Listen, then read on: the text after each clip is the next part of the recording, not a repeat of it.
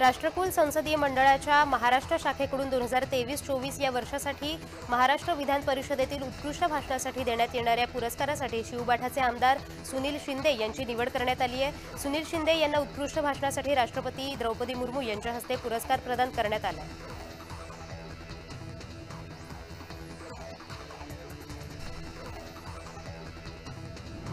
राज्यातील एसटी कर्मचाऱ्यांनी पुकारलेल्या संपाबाबत उद्योगमंत्री उदय सामंत यांनी पत्रकार परिषद घेतली। गणेशोत्सवाच्या वेळी अशी भूमिका घेणं चुकीचं असून गणेश भक्तांचा कर्मचाऱ्यांनी विचार करावा असं आमचं म्हणणं असल्याचं यावेळी उदय सामंत म्हणाले।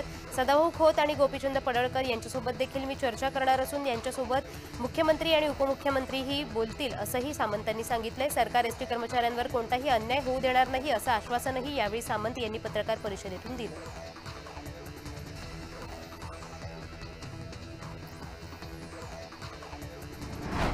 पंढरपूर मंगळवेढा विधानसभेचे भाजपा आमदार समाधान आवताडे यांनी रक्षाबंधन सोहळ्याचे आयोजन केलं होतं।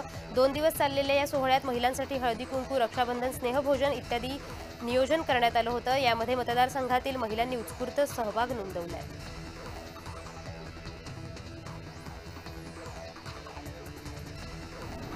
काँग्रेसचे प्रदेशाध्यक्ष नाना पटोले यांनी पुन्हा एकदा सरकारवर शरसंधान साधलंय। महाराष्ट्रात कायदा सुव्यवस्थेचे 3-13 वाजले आहेत। बदलापूर प्रकरणातील आरोपी फरार आहेत, मालवणमधले गुन्हेगारही फरार आहेत असं नाना पटोले म्हणाले। सरकार गुन्हेगारांना पाठीशी घालत आहे का असा सवालही नाना पटोले यांनी उपस्थित केलाय। अशा कारणांमुळे गृहमंत्री देवेंद्र फडणवीस यांनी रश्मी शुक्ला यांना निलंबित करावं अशी मागणीही नाना पटोलेंनी केली।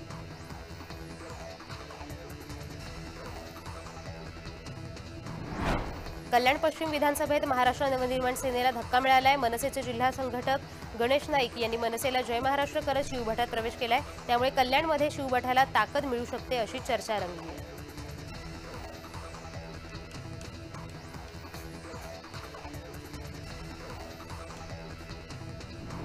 विधानसभा जिंकण्यासाठी यंदा भाजपसोबत संघही मैदानात उतरणार असल्याची माहिती मिळतेय। राष्ट्रीय स्वयंसेवक संघ आणि भाजप आमदारांच्या बैठकीत यावर शिक्कामोर्तब झालंय।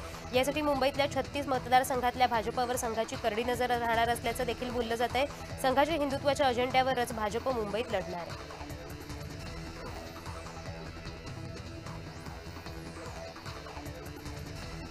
महाराष्ट्रातील 150हून अधिक सामाजिक संघटनांनी महाविकास आघाडीला पाठिंबा दर्शवलाय। या संघटनेतील प्रमुख पदाधिकाऱ्यांची उद्धव यांच्यासोबत मातोश्रीवर बैठक पार पडली। येत्या काही दिवसात या संघटनांचा एक मेळावा पार पडणार आहे। या मेळाव्याला उद्धव हे मार्गदर्शन करणार आहेत। तसेच महाविकास आघाडीतील प्रमुख नेतेही या मेळाव्याला उपस्थित असणार आहेत।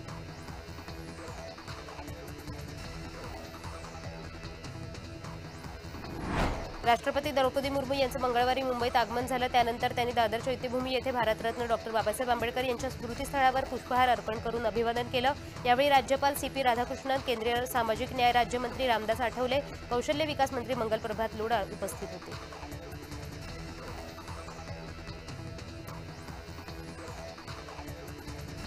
महाविकास आघाडीकडून लाडकी बहीण योजनेला सातत्याने विरोध होतोय। यावरून भाजपचे नेता राम कदम यांनी विरोधकांना थेट सवाल विचारलाय। एखाद्या गरीब बहिणीला पैसे मिळत असतील तर तुमच्या पोटात दुखण्याचं कारण काय असं राम कदम म्हणाले।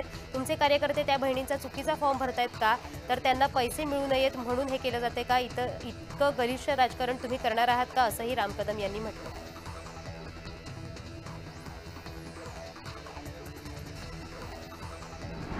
बुधवारी पुण्यात राज्यातील काँग्रेस नेत्यांची महत्त्वाची बैठक पार पडणार आहे। काँग्रेसचे महाराष्ट्र प्रभारी रमेश चेन्नीथाला यांच्या उपस्थितीत पश्चिम महाराष्ट्राची ही बैठक आहे।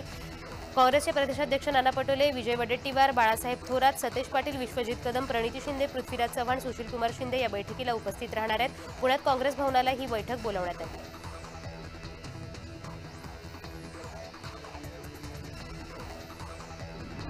भाजपा प्रवक्ता केशव उपाध्ये यांनी उद्धव यांच्यावर टीकास्त्र डागलंय। काँग्रेसच्या कारवाई विरोधात मूग गिळून स्वस्थ बसणारे उद्धव ठाकरे यांनी शिवरायांच्या अस्मितेचं राजकारण करून महाराष्ट्रात अस्वस्थता माजवण्याचा कट शिजवलाय।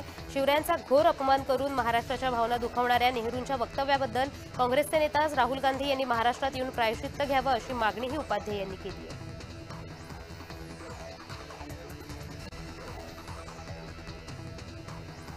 सलग 2 दिवसापासून मराठवाड्यामध्ये धुवाधार पावसाची बॅटिंग सुरू आहे। यामुळे मराठवाड्यातील अनेक शेतकऱ्यांचं मोठ्या प्रमाणात नुकसान देखील झालंय।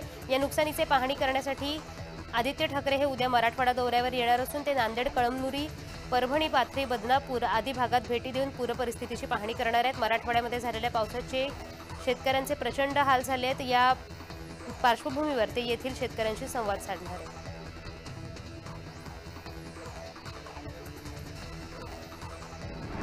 अमित ठाकरे धुळे दौऱ्यावर असून अमित ठाकरेचे भावी मुख्यमंत्री म्हणून बॅनर झळकलेत. अमित ठाकरेंच्या उपस्थितीमध्ये पक्ष कार्यालयाचं उद्घाटन होणार आहे.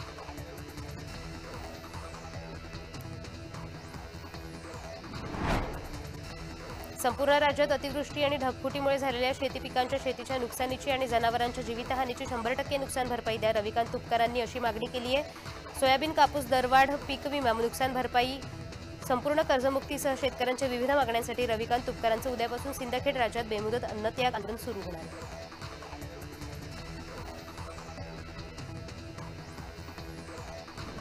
नाशिकमध्ये मनपासमोर मनसेच्या वतीने ढोल बजाव आंदोलन करण्यात आलं. गेल्या काही दिवसांपासून शहरात मोठ्या प्रमाणात खड्डे पडल्याने मनसेच्या वतीने आंदोलन करण्यात आले. कर थकल्यानंतर मनपाच्या कर विभागाकडून लोकांच्या घरासमोर ढोल बजाव मोहीम करण्यात येते.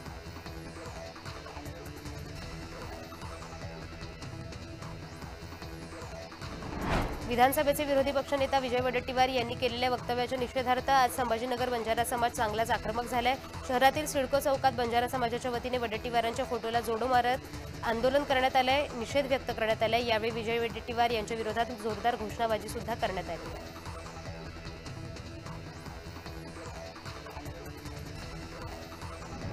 4 दिवसांवर येऊन ठेपलेला गणेशोत्सव हा महाराष्ट्रातील सगळ्यात मोठा सण आहे. गणेशाचं आगमन हे खड्ड्यातूनच होत आहे. दरम्यान अनेक प्रभागात खड्डे पडलेले आहेत, डांबर वाहून गेलेले आहे. यावर काहीतरी योग्य तोडगा काढून मार्ग काढावा हा उद्देश ठेवून आमदार राजू पाटील यांनी आता अधिकाऱ्यांना धारेवर धरले. त्यांनी 2 दिवसाचा महापालिकेला अल्टिमेटम दिलाय. जर खड्डे भरले नाहीत तर अधिकाऱ्यांना खड्ड्याच्या ठिकाणी उभे करण्यात येईल अशी प्रतिक्रिया त्यांनी प्रसारमाध्यमांना दिली.